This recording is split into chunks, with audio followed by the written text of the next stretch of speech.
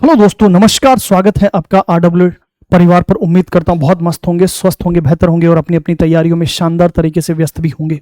बिहार तकनीकी सेवा आयोग ने अनुदेशक आईटीआई भर्ती जो है वो निकाल दी है और आईटीआई वाले जितने भी विद्यार्थी हैं उनकी तो जो है वो बढ़िया शानदार वैकेंसी उनके लिए आई है। टोटल जो है वो 726 पद हैं। बहुत सारी आईटीआई की ट्रेड्स इसमें एलिजिबल हैं और इससे बेहतरीन जो है वो आपके पास वैकेंसी नहीं हो सकती है सर।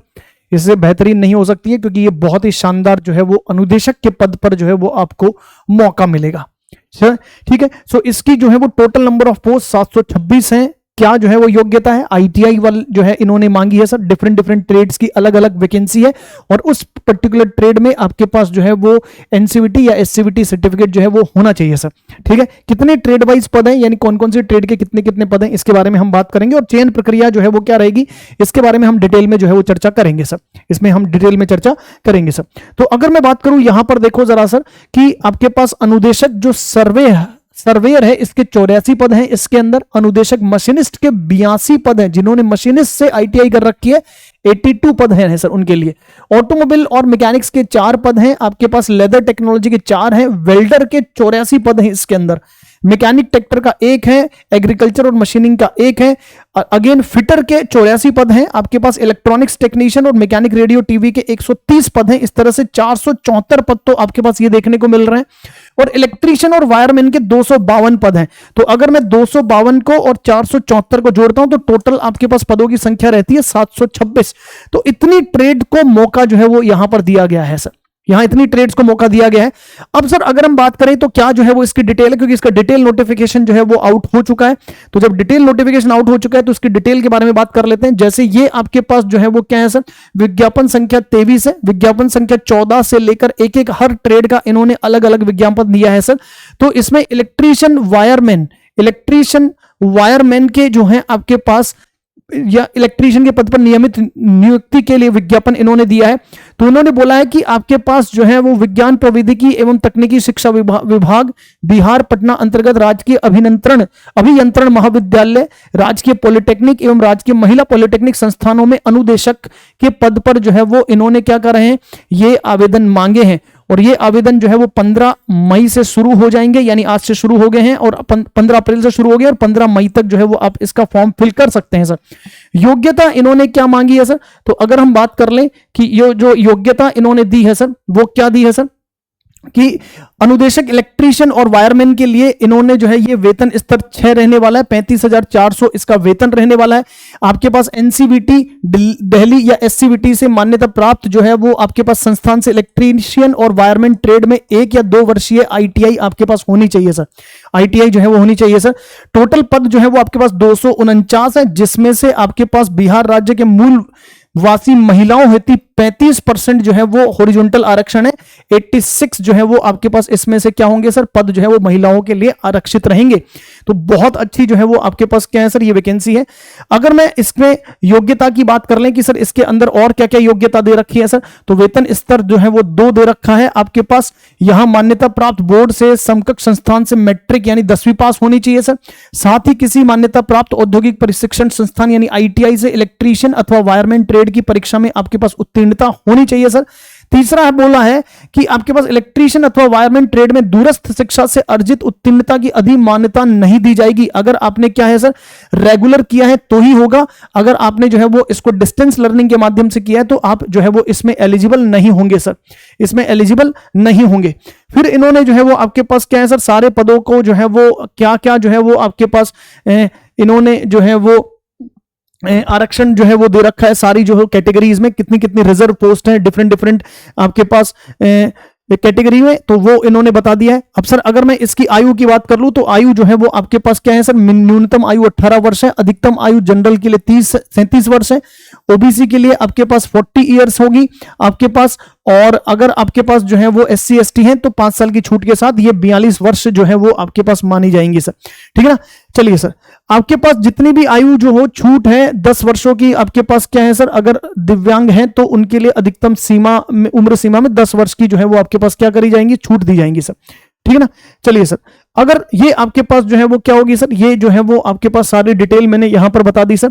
अब अगर हम आगे बढ़ लें सर, अगर मैं आगे बढ़ लूं इसके अंदर तो सर यहां हम बात करते हैं कि सर इसमें जो है वो पेपर का जो पैटर्न है वो क्या रहने वाला है, या इसके अंदर जो सिलेबस है वो क्या आपके पास दिया हुआ है सर।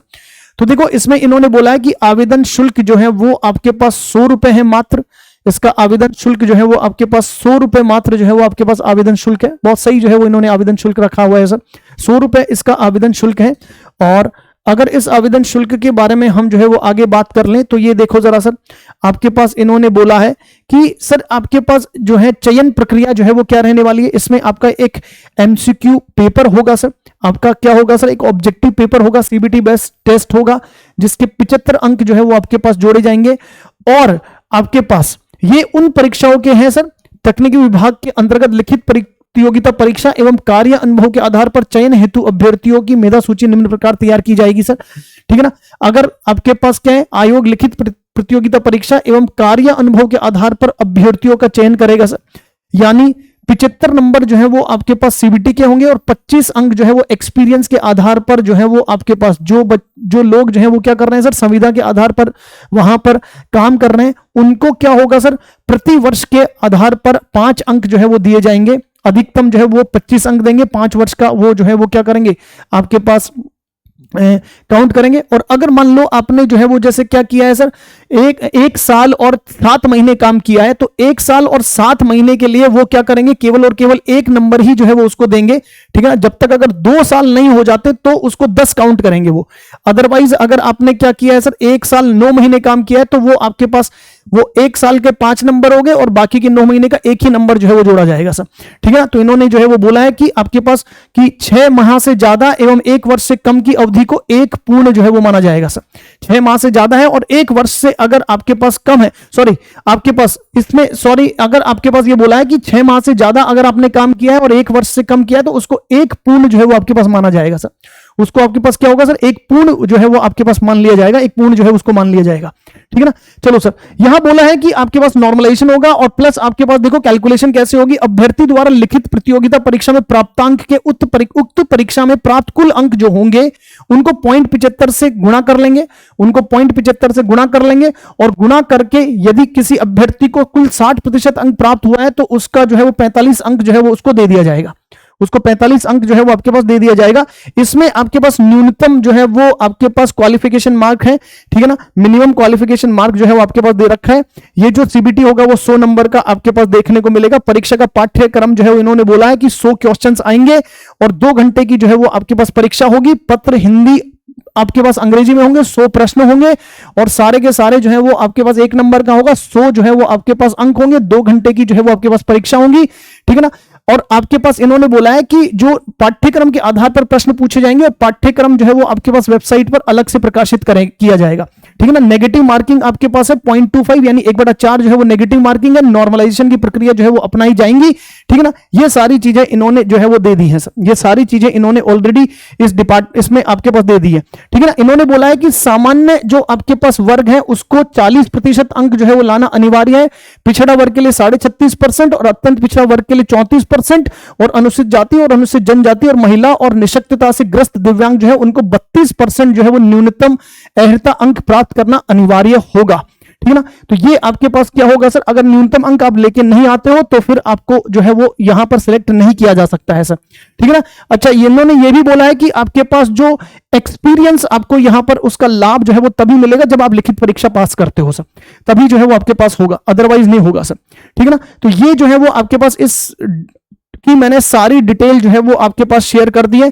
तो आज से फॉर्म जो है वो इसके फिल होना शुरू हो गए हैं, तो समय खराब ना करें, यस ना। इस फॉर्म को अच्छी वैकेंसी अगर आपके पास जो है वो इन ट्रेड्स में जिनमें वैकेंसी दे रखी, इन ट्रेड्स में आपके पास ITI का NCVT SCVT से सर्टिफिकेट है, तो आप इस फॉर्म को जरूर डालें, ठीक है ना।